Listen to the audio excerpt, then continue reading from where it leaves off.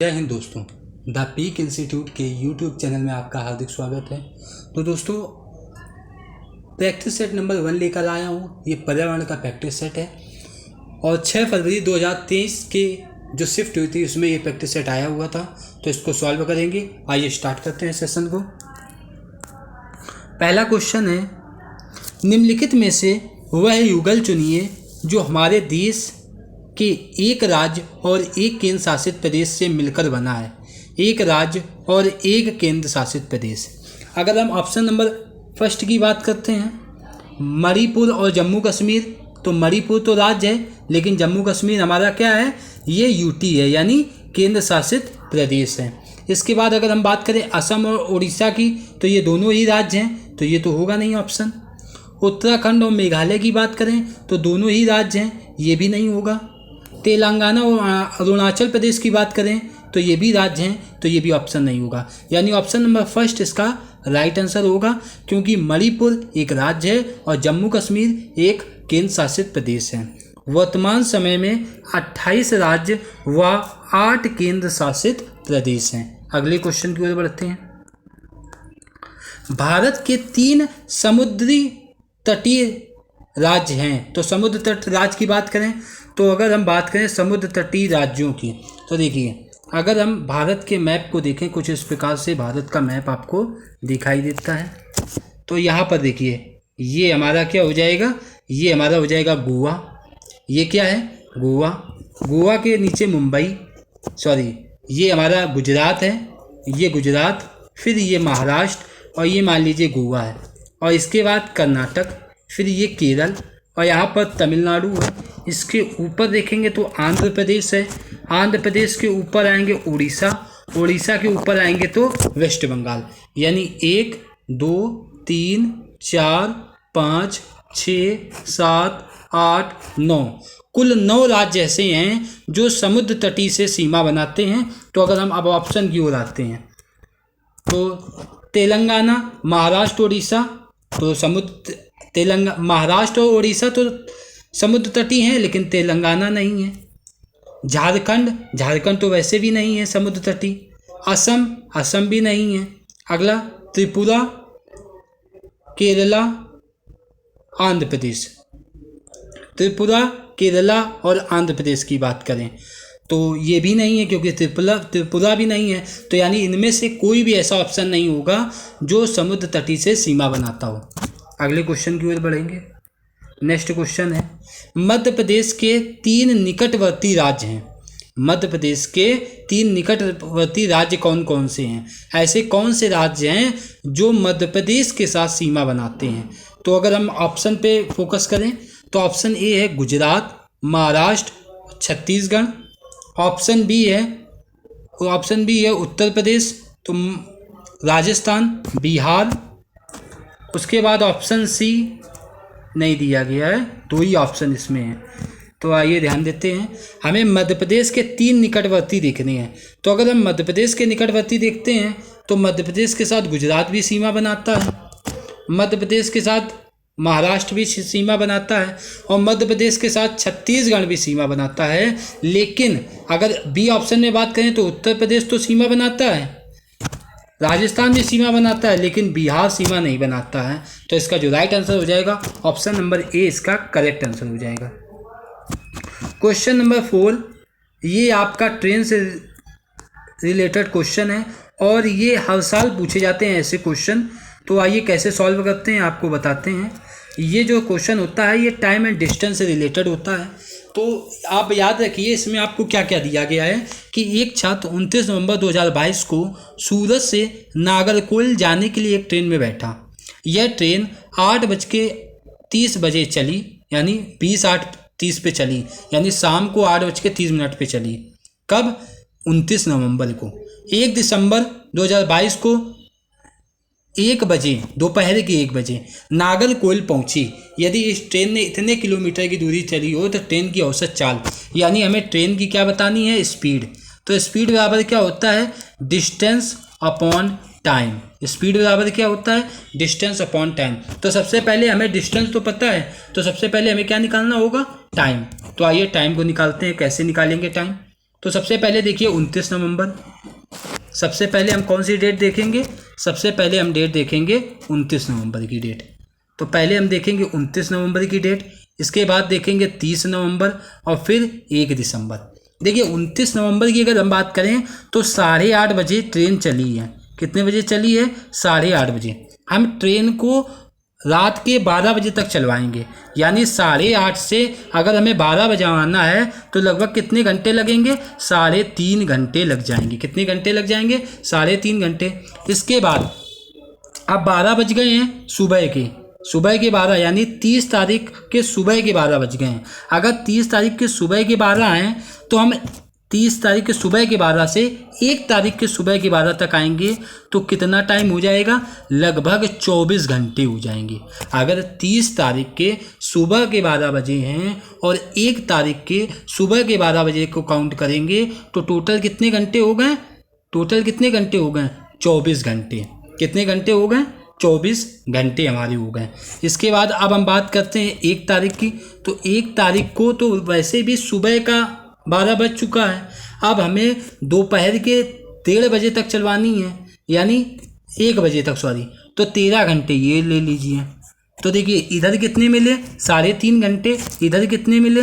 24 घंटे। इधर कितने मिले? 13 घंटे। इन सबको जोड़िए, 3.5 घंटे, 24 घंटे और 13 घंटे। 3.5 घंटे, 24 घंटे और 13 घंटे को ऐड करेंगे। तो सबसे पहले 3.5 घंटे, फिर 24 घंटे, फिर कितना? फिर इसके बाद 13 घंटे। इन सबको जब आप ऐड करिए तो ये हो जाएगा 3 और 3 6 4 10 कैरी 1, ये हो जाएगा आपका 2 2 4, यानी 40 घंटे 30 मिनट।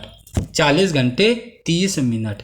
तो 40 घंटे 30 मिनट को हम ऐसे लिखते हैं, 40 घंटे ये पूरे लिख लीजिए और 30 मिनट है तो 30/60 कर दीजिए, क्योंकि इसको भी किस में बदलेंगे? घंटे में। तो कितना आएगा? 1/2, यानी आ जाएगा हमारा 40 सही 1/2। 40 सही 1/2। अब इसको सिंपल फ्रैक्शन में कन्वर्ट करिए। 40 दूना 80 और 1 81/2। तो कितना आ जाएगा? 81/2। कितना टाइम लगा है? टोटल जो टाइम लगा है वो 81/2। अब हम अपने फार्मूले पे आएंगे। फार्मूला क्या होता है? फार्मूला होता है हमारा, फार्मूला होता है स्पीड बराबर होता है distance upon time. Distance upon time. Distance कितनी है? 2119। टाइम कितना है? 81/2। 81/2। तो ये 2 कहाँ चला जाएगा? ऊपर चला जाएगा। 2 कहाँ चला जाएगा? ऊपर चला जाएगा। अगर 2 ऊपर चला जाएगा तो ये हो जाएगा 21 19 मल्टीप्लाई 2 और बटे में कितना आ जाएगा? 81। जब इसको आप पूरा डिवाइड करेंगे तो जो आपका आंसर आएगा वो लगभग में 52.32 आएगा। कितना आएगा? 52.32। कितना आएगा? 52.32। तो लगभग में कितना हम इसको काउंट करेंगे? 53 किलोमीटर पर आवर। हमारा आंसर क्या हो जाएगा? 53 किलोमीटर पर आवर इसका राइट आंसर हो जाएगा। थोड़ी दिक्कत हो रही है पेन टैप ना होने के कारण, लेकिन फिर भी अगर आप लोगों को ना समझ में आया हो तो आप लोग कमेंट करके बता सकते हैं। अगले क्वेश्चन की ओर बढ़ते हैं। अगला क्वेश्चन है आपका घर X और आपका विद्यालय Y पर स्थित है। आपका घर X और आपका विद्यालय Y पर स्थित है तथा X और Y के बीच में एक व्यस्त राजमार्ग है। अतः आप अपने विद्यालय पहुंचने के लिए पहले 200 मीटर ठीक पश्चिम दिशा में जाते हैं और फिर ठीक उत्तर दिशा में इसके बाद 80 मीटर लंबा सुरंग मार्ग पार करते हैं और अंत में ठीक पूर्व दिशा में 200 मीटर चलकर अपने विद्यालय पहुंचते हैं। आपके विद्यालय के सापेक्ष आपका घर है। तो आइए इसको सॉल्व करते हैं। सबसे पहले जो बोला गया वो करेंगे, जो बोला जाएगा सिर्फ वो हम करेंगे। हमसे क्या कहा गया है? आपका जो घर है वो X है। मान लीजिए हमारा घर X है। आपका विद्यालय Y पर स्थित है। X और Y के बीच एक व्यस्त राजमार्ग, अतः आप अपने विद्यालय पहुंचने के लिए पहले 200 मीटर पश्चिम में जाते हैं। यानी आपका विद्यालय घर एक्स में है, तो आप सबसे पहले कहाँ जाते हैं, 200 मीटर पश्चिम में, यानी इधर की ओर कितना गए, 200 मीटर। इसके बाद 200 मीटर आप पश्चिम में जाते हैं। इसके बाद आगे आपको नहीं दिख रहा होगा, इसके बाद मैं आपको बताता हूँ कि क्या बोला गया। पश्चिम में जाते हैं, फिर ठीक उत्तर दिशा में 80 मीटर। इसके बाद आप उत्तर दिशा में कितना जाते हैं, 80 मीटर जाते हैं। ये हम कितना चले हैं, 200 चले हैं, और ये कितना चले हैं, 80 मीटर चले हैं उत्तर की ओर, ठीक है। और अंत में ठीक पूर्व दिशा में 200 मीटर चलते हैं। अब ठीक पूर्व दिशा में कितना चले हैं, 200 मीटर। ठीक पूर्व दिशा में कितना चले हैं, 200 मीटर। ठीक पूर्व दिशा में अब कितना चले हैं, 200 मीटर। अपने विद्यालय पहुंचते हैं, आपके विद्यालय के सापेक्ष घर।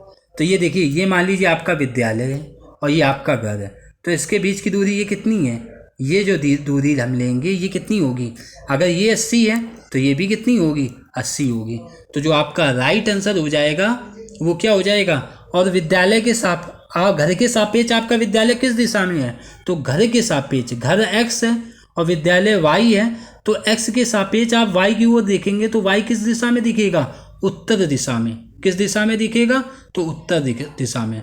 तो हम क्या बताएंगे आंसर, 80 मीटर उत्तर दिशा में। तो इसका जो राइट आंसर हो जाएगा वो क्या हो जाएगा, इसका राइट आंसर जो हो जाएगा वो हो जाएगा आपका 80 मीटर एग्जैक्ट उत्तर दिशा में, यानी नॉर्थ डायरेक्शन में। अगले क्वेश्चन की ओर बढ़ते हैं।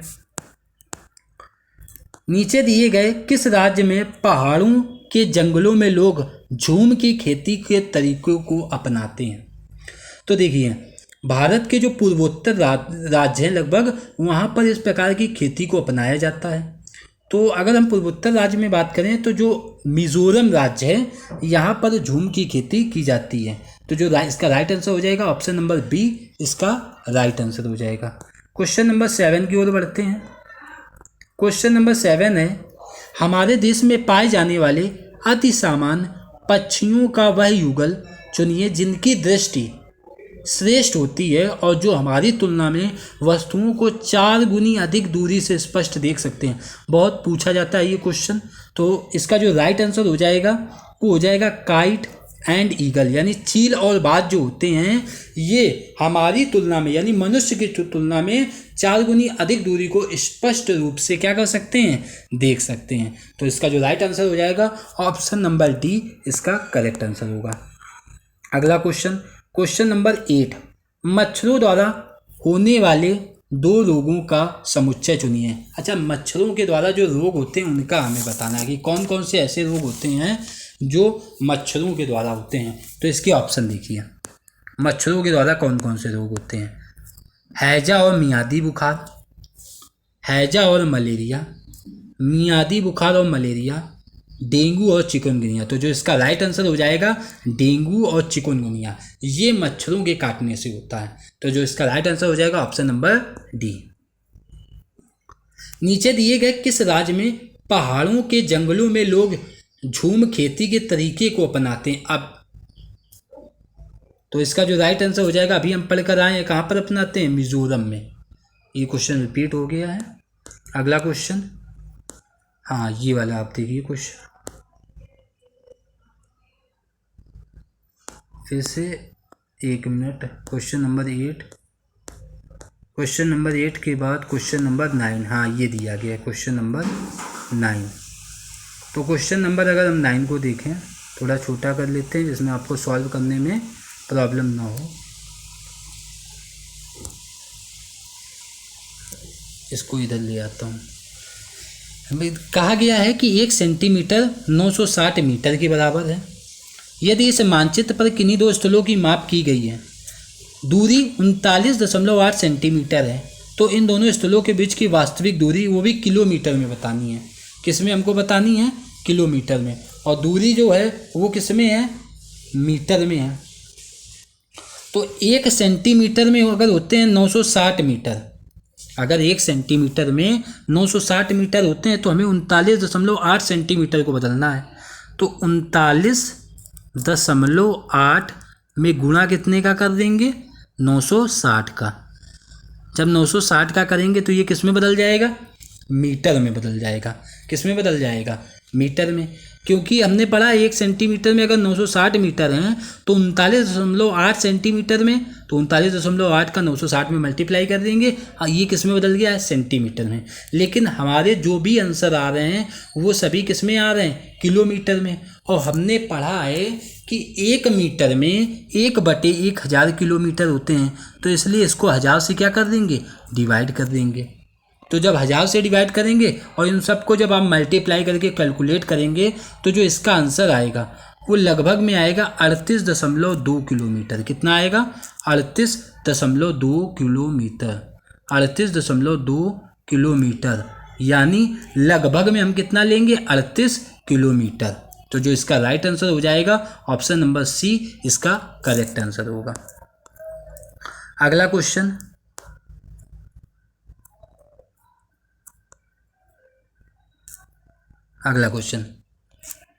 पहाड़ी क्षेत्रों की किसी लड़की ने अपने राज्य के अधिकांश घरों के बारे में निम्नलिखित विवरण दिया। हमारे यहाँ वर्षा बहुत होती है और हिमपात भी होता है, यानी बर्फबारी भी होती है। जब ठंड अधिक हो जाती है तब धूप में बैठना अच्छा लगता है। हमारे घर पत्थर अथवा लकड़ी के बनाए जाते हैं। हमारे घरों की छतें ढालू होती हैं। यह राज्य होना चाहिए। बताइए कौन सा राज्य होगा? क्या ये हिमाचल प्रदेश होगा? असम तो हो ही नहीं सकता है, बर्फबारी से रिलेटेड तो है ही नहीं। यहीं से आप दिमाग लगाइए। क्या असम हो सकता है? क्या बिहार हो सकता है? तो 2 ऑप्शन कट गए। अब आपके पास 2 ऑप्शन है जहाँ पर बर्फबारी होती है, एक हिमाचल प्रदेश और एक लद्दाख। तो क्या इसका राइट आंसर होगा? हिमाचल प्रदेश और लद्दाख में क्या आपका राइट आंसर होगा? तो जो इसका राइट आंसर होगा वो हिमाचल प्रदेश इसका करेक्ट आंसर होगा। अगला क्वेश्चन, डल झील हमारे देश का एक प्रसिद्ध पर्यटन स्थल है। इस झील में हाउस बोट है जिनमें लोग रहना पसंद करते हैं। वे शिकारा में बैठकर चप्पू चलाना चाहते हैं। ये झील जिस शहर में स्थित है वह शहर कौन सा है? तो बताइए क्या ये शहर जो है, एक बार फिर से रिपीट करता हूँ क्वेश्चन। डल झील हमारे देश का एक प्रसिद्ध पर्यटन स्थल है। इस झील में हाउस बोट है जिनमें लोग रहना पसंद करते हैं। वे शिकारा में बैठकर चप्पू चलाना चाहते हैं। यह झील जिस शहर में स्थित है वह शहर कौन सा है? तो क्या होगा इसका राइट आंसर? तो जो इसका राइट आंसर होगा वो ऑप्शन नंबर डी यानी श्रीनगर। डल झील कहाँ स्थित है? तो डल झील श्रीनगर में है। तो जो इसका राइट आंसर हो जाएगा वो हो जाएगा ऑप्शन नंबर डी। इसका जो होगा वो करेक्ट आंसर होगा। अगले क्वेश्चन की ओर बढ़ते हैं। अगला क्वेश्चन है, मच्छर प्रायः हमें परेशान करते हैं। अंधेरे में भी वे हमें ढूंढ सकते हैं। कैसे ढूंढ सकते हैं? ऑप्शन ए, हमारे सांसों के कंपनों द्वारा। ऑप्शन बी, श्वास द्वारा छोड़ी गई वायु की गर्मी से।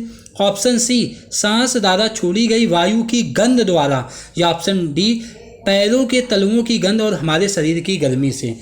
तो क्या इसका राइट आंसर होगा? जो इसका राइट आंसर होगा, जो मच्छर हैं वो हमको पैरों के तलवों की गंध और हमारे शरीर की गर्मी से क्या कर सकते हैं? इसको गर्मी से ढूंढ सकते हैं। अगला क्वेश्चन ये थोड़ा पहली टाइप की एक दी गई है तो इसका हम जवाब देंगे। देखिए, कूटी जाती पीसी जाती, भोजन तीखा खूब बनाती, खाने में ज़्यादा होने पर मुंह से निकले सीसी, आँख और नाक से निकले पानी, याद दिला दूँ नानी, सोचो सोचो कौन हूँ मैं, जल्दी बोलो कौन हूँ मैं। तो ये जो है, क्या हल्दी हो सकती है, क्या लौंग हो सकती है, इलायची हो सकती है या लाल मिर्च? तो जो इसका राइट आंसर होगा वो ऑप्शन नंबर डी यानी लाल मिर्च इसका करेक्ट आंसर होगा। अगला क्वेश्चन है अगला क्वेश्चन है हमारा, राजस्थान के रेगिस्तान इलाके में मुख्यतः पाए जाने वाले खेजड़ी वृक्ष के विषय में नीचे दिए गए कथनों पर विचार कीजिए। पहला है, इस वृक्ष को उगाने के लिए अधिक जल की आवश्यकता नहीं होती है। बिल्कुल सही बात है। ऑप्शन नंबर ए तो राइट है। यह वृक्ष बहुत उपयोगी है, इसकी छाल से दवाइयाँ बनाई जाती हैं और लोग इसे फलों को खाना पसंद करते हैं। ये भी राइट आंसर है, यानी ए और बी तो दोनों राइट हैं। अगले, इस वृक्ष की लकड़ी को शीघ्र ही कीड़ा लग जाता है, अतः इमारती लकड़ी की भांति उपयोग नहीं किया जाता है। तो क्या होगा ये, क्या ये राइट होगा या रॉन्ग होगा? तो ये गलत होगा। इसके बाद अगला ऑप्शन, यह छायादार वृक्ष नहीं है, बिल्कुल गलत। ये छायादार वृक्ष होता है, लोग इसके नीचे चारपाई डालकर आराम भी करते हैं। और ऑप्शन नंबर, इस क्षेत्र के जानवर इस क्षेत्र की पत्तियों को खाना पसंद करते हैं। ई भी राइट होगा, यानी ए, बी और ई जिस ऑप्शन में होगा वो ऑप्शन क्या होगा, राइट होगा। ए, बी और ई, जो इसका राइट आंसर हो जाएगा ऑप्शन नंबर डी, इसका क्या होगा, करेक्ट आंसर होगा। अगला क्वेश्चन है, निम्नलिखित में से वह राज्य चुनिए जहाँ के लोग नारियल के तेल में तली समुद्री मछली खाना पसंद करते हैं। तो क्या गोवा में, तेलंगाना में, छत्तीसगढ़ में या झारखंड में? तो देखिए, तो मछली वहीं खाई जाएगी जहाँ आसपास समुद्र होगा। अगर हम समुद्र देखें, क्या तेलंगाना में समुद्र है? नहीं है। छत्तीसगढ़ में है? नहीं है। झारखंड में है? नहीं है। तो इसका राइट आंसर क्या हो जाएगा, ए, गोवा। अगला क्वेश्चन, क्वेश्चन नंबर 16, पर्यावरण अध्ययन ज़्यादा प्रभावशाली होगा यदि विषय में पारंगत होना चाहिए। जरूरी है क्या कि अगर आप विषय में पारंगत हैं तभी आप पर्यावरण को क्या कर सके, पढ़ा सकते हैं? तो यानी ऑप्शन नंबर ए तो करेक्ट है। शिक्षक ने उद्देश्य पाठ के प्रारंभ में ही बता दिए हैं। अगला, विभिन्न अर्थपूर्ण और महत्वपूर्ण सीखने के संसाधन का प्रयोग करता है। तो ये ऑप्शन सही होगा। तो जो इसका करेक्ट आंसर हो जाएगा वो ऑप्शन नंबर सी ही क्या हो जाएगा, इसका करेक्ट आंसर हो जाएगा। ऑप्शन नंबर सी इसका क्या हो जाएगा, करेक्ट आंसर हो जाएगा। क्वेश्चन नंबर 17, पर्यावरण अध्ययन को एकीकृत करने की आवश्यकता क्यों है? जो पर्यावरण अध्ययन है उसको एकीकृत करने की आवश्यकता क्यों है? तो सुनिए, पर्यावरण अध्ययन बच्चों को सिर्फ उनके परिवेश से ही नहीं जोड़ता है बल्कि उनके आपसी संबंध को भी मजबूत बनाता है। तो पर्यावरण को एकीकृत करने की आवश्यकता है क्योंकि बच्चा खंडित बातों के बजाय संपूर्णता से बातों को आसानी से समझता है। तो इसका ऑप्शन की ओर बढ़ते हैं, क्योंकि बच्चा खंडित बातों के बजाय संपूर्णता से के बातों को आसानी से समझता है। बिल्कुल सही ऑप्शन है। अगला ऑप्शन चेक करते हैं, क्योंकि बच्चा अमूर्त बातों में अपने अनुभव जोड़ता है। बिल्कुल गलत। बच्चा उस अभी 1 से 5 तक की कक्षा है तो बच्चा कहाँ अभी अमूर्त बातों पर ध्यान देगा, क्योंकि बच्चा संपूर्णता में बातों को आसानी से रट सकता है। रटने की बात तो बिल्कुल ही काट दीजिए। और लास्ट ऑप्शन क्या है, क्योंकि बच्चा खंडित बातों को आसानी से समझकर सार्थक समझ विकसित कर सकता है। ये भी ऑप्शन क्या होगा, गलत होगा। तो जो इसका राइट आंसर होगा ऑप्शन नंबर ए इसका करेक्ट आंसर होगा। अगले क्वेश्चन की ओर बढ़ते हैं। निम्नलिखित तकनीकों में से रेटिंग स्केल में कौन सी तकनीक का उपयोग किया जाता है? रेटिंग स्केल में कौन सी तकनीक का उपयोग किया जाता है? क्या दत्त कार्य का, क्या जांच का यानी चेकिंग लिस्ट का, क्या ऑब्जर्वेशन का होता है या रिटन क्वेश्चंस का होता है? जो इसका राइट आंसर हो जाएगा ऑब्जर्वेशन यानी अवलोकन का। अगला क्वेश्चन, क्वेश्चन नंबर 19, निम्नलिखित में से कौन पर्यावरण अध्ययन में सीखने का रचनात्मक आकलन का साधन नहीं है? रचनात्मक आकलन का साधन नहीं है। एनुअल अचीवमेंट टेस्ट, वार्षिक उपलब्धि परीक्षण, व्याख्यानात्मक अभिलेख, पोर्टफोलियो या क्रम निर्धारण मापनी। तो क्या होगा इसका राइट आंसर? इसका जो राइट आंसर हो जाएगा ऑप्शन नंबर, क्योंकि हमें क्या बताना है, पर्यावरण अध्ययन में सीखने के लिए रचनात्मक साधन का अध्ययन नहीं है, ढूंढना है, यानी निगेटिव ढूंढना है।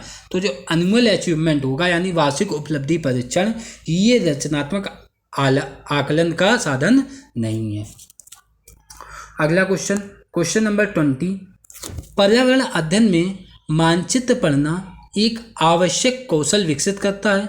वह कौशल है ग्लोब का मापन और रेखाओं की स्थिति का उपयोग करने का कौशल। ऑप्शन बी, उत्कृष्ट ड्राइंग। कोई इसका मतलब ही नहीं हुआ कि आप एकदम अच्छी तरीके से हों कि आप ड्राइंग को बहुत अच्छा ही बना पाते हो, तभी आप मैपिंग के को समझ सकें। उत्कृष्ट संचार कौशल, ये भी गलत होगा। और लास्ट ऑप्शन क्या है, स्थान, दूरी और दिशाओं की सापेक्ष स्थिति को समझने का कौशल, क्या होगा राइट आंसर। तो जो इसका राइट आंसर हो जाएगा वो ऑप्शन नंबर डी, यानी स्थान, दूरी, दिशाओं की सापेक्ष स्थिति को समझने का कौशल, यही क्या किया जाता है, विकसित किया जाता है। अगला, एक शिक्षक क्या डूबा क्या तैरा पानी में से संबंधित एक प्रयोग का संचालन करता है। विद्यार्थियों में निम्नलिखित में से कौन सी प्रक्रिया कौशल का विकास होगी। अवलोकन, पहचानना, पानी के प्रति संवेदना या समझ, क्या विकसित करना चाहता है टीचर बच्चे में। तो बताइए, जो इसका राइट आंसर हो जाएगा यानी अवलोकन करा के दिखाना चाहेगा, क्या अवलोकन कराकर। अगला क्वेश्चन, पर्यावरण अध्ययन में शिक्षण में प्रक्रिया कौशल को प्रोत्साहित करना चाहिए। पर्यावरण अध्ययन में शिक्षण में प्रक्रिया कौशल को क्या करना चाहिए, प्रोत्साहित करना चाहिए, जो कि पूछताछ आधारित प्रायोगिक अधिगम का मूल है। निम्नलिखित में से कौन एक प्रक्रिया कौशल नहीं है, क्या एक कौशल प्रक्रिया नहीं है। क्या अवलोकन, निष्कर्ष निकालना, निर्धारित करना या पूर्वानुमान। तो क्या इसका राइट आंसर, अवलोकन तो होता है, निष्कर्ष भी निकालना होता है, पूर्वानुमान करना भी होता है, लेकिन निर्धारित कर देना ये इसका गलत आंसर होगा। यानी इन सब में जो राइट आंसर होगा वो ऑप्शन नंबर सी, क्योंकि हमें निगेटिव सेंस बताना था। EVS का एक शिक्षाप्रद क्रियाकलाप होना चाहिए। कैसा क्रियाकलाप होना चाहिए, वास्तविक जीवन पर आधारित और विद्यार्थियों के लिए आनंददायक हो सकता है। किसी भी समयावधि का, अगला, प्रकृति से केवल शिक्षक अभिमुख या केवल पाठ्य पुस्तक की दी हुई सामग्री पर केंद्रित। तो जो इसका राइट आंसर हो जाएगा वो ऑप्शन नंबर ए, यानी वास्तविक जीवन पर आधारित और विद्यार्थियों के लिए आनंददायक होना चाहिए, क्या, पर्यावरण। अगला क्वेश्चन, क्वेश्चन नंबर 24, क्रियाकलाप आधारित अधिगम के अभ्यास में सम्मिलित निम्नलिखित चरणों में सही क्रम में व्यवस्थित कीजिए। यानी क्रियाकलाप आधारित अधिगम करा रहे हैं आप और उसका अभ्यास कराएंगे, तो सबसे पहले क्या उसका जो एक तरीके से क्रम होना चाहिए, वो क्या क्रम होना चाहिए। तो सबसे पहले हम क्या करेंगे, योजना बनाएंगे। अगर किसी भी चीज़ को हमें सिखाना है तो सबसे पहले हम क्या करेंगे, योजना बनाएंगे, यानी प्लानिंग करेंगे। तो पहले योजना बनाई जाएगी, पहले किया जाएगा, पहले योजना बनाई जाएगी। इसके बाद फिर क्या किया जाए, सबसे पहले योजना बनाएंगे, क्योंकि किसी भी चीज़ को करना है तो सबसे पहले हमको क्या बनानी होती है, योजना बनानी होती है। तो सबसे पहले हम क्या करेंगे, योजना बनाएंगे। इसके बाद हम क्रियाकलाप करेंगे, यानी क्रियाकलाप का संचालन। तो पहले हमने योजना बनाई, फिर हमने क्या किया, क्रियाकलाप का संचालन किया। फिर इसके बाद हम क्या करेंगे, प्रक्रम पर विचार करेंगे कि जो प्रक्रम हमने किया वो सही है कि नहीं। इसके बाद उसको दोहराएंगे। तो सबसे पहले सी, इसके बाद ए, इसके बाद डी, सी, डी, सी। तो जिसका राइट आंसर हो जाएगा वो ऑप्शन नंबर आपका हो जाएगा, पहले क्या हो जाएगा, पहले हो जाएगा आपका योजना बनाना यानी सी, इसके बाद ए, इसके बाद डी, तो सी, ए, डी और इसके बाद बी, यानी ऑप्शन नंबर बी इसका करेक्ट आंसर होगा। अगले क्वेश्चन की ओर बढ़ते हैं। EVS पाठचर्या का आधार वाक्य है रचनावाद सिद्धांत, संज्ञानात्मक सिद्धांत, सामाजिक रचनावाद सिद्धांत या व्यवहारवाद अधिगम सिद्धांत। तो 25 का आंसर क्या होगा, तो 25 का जो राइट आंसर हो जाएगा ऑप्शन नंबर सी, सामाजिक रचनावाद का सिद्धांत। क्योंकि अगर हम EVS पढ़ा रहे हैं तो हम बच्चे में सामाजिक सोच को विकसित करने का प्रयास करेंगे, इसलिए ऑप्शन नंबर सी इसका करेक्ट आंसर हो जाएगा। अगला क्वेश्चन है, EVS के शिक्षण अधिगम में परियोजना प्रक्रम लाभकारी है क्योंकि यह शिक्षक को एक मार्गदर्शक और सुगमकर्ता बनाता है। इसे विविध संसाधनों की आवश्यकता होती है। बच्चे प्रायोजना के करने वाले भाग और क्रिया के भाग से अभिभूत हो जाते हैं। ऑप्शन डी, यह एक कार्यानुभव एवं अभिसारी चिंतन के अवसर प्रदान करता है। क्या इसका राइट आंसर हो जाएगा? तो इसका जो राइट आंसर हो जाएगा ऑप्शन नंबर डी। क्यों ऑप्शन नंबर डी होगा इसका राइट आंसर? क्योंकि बच्चा जो है खुद से ही अनुभव करेगा और अभिसारी चिंतन का उसको अवसर मिलेगा, यानी अपने विचारों को वो एक क्या करेगा, अपने विचारों को प्रकट करने की कोशिश करेगा और अमूर्त रूप से, यानी हम कह सकते हैं अभिसारी रूप से वो बातों को बताने का प्रयास करेगा। इसलिए ऑप्शन नंबर डी इसका करेक्ट आंसर हो जाएगा। क्वेश्चन नंबर 27, समस्या समाधान में सम्मिलित चरणों को सही क्रम में व्यवस्थित कीजिए। तो समस्या अगर हम समाधान की बात कर रहे हैं और इसके अगर हमें चरणों को लगाना है तो सबसे पहले हम क्या करेंगे? सबसे पहले हम समस्या को परिभाषित कीजिए, यानी समस्या को सबसे पहले क्या करेंगे? परिभाषित करेंगे।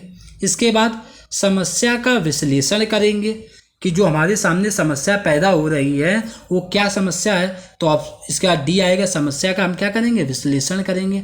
इसके बाद फिर क्या करेंगे कि क्रिया के लिए संभावित योजना पर चर्चा करेंगे और इसके बाद परिणाम का मूल्यांकन करेंगे। तो जो इसका राइट आंसर हो जाएगा ये हो जाएगा option number A, D, B, C, यानी ऑप्शन नंबर ए जो होगा इसका क्या हो जाएगा? करेक्ट आंसर हो जाएगा। अगले क्वेश्चन की ओर बढ़ते हैं। ईवीएस में निम्नलिखित में से अधिगम के सामुदायिक संसाधन के उदाहरण कौन से हैं?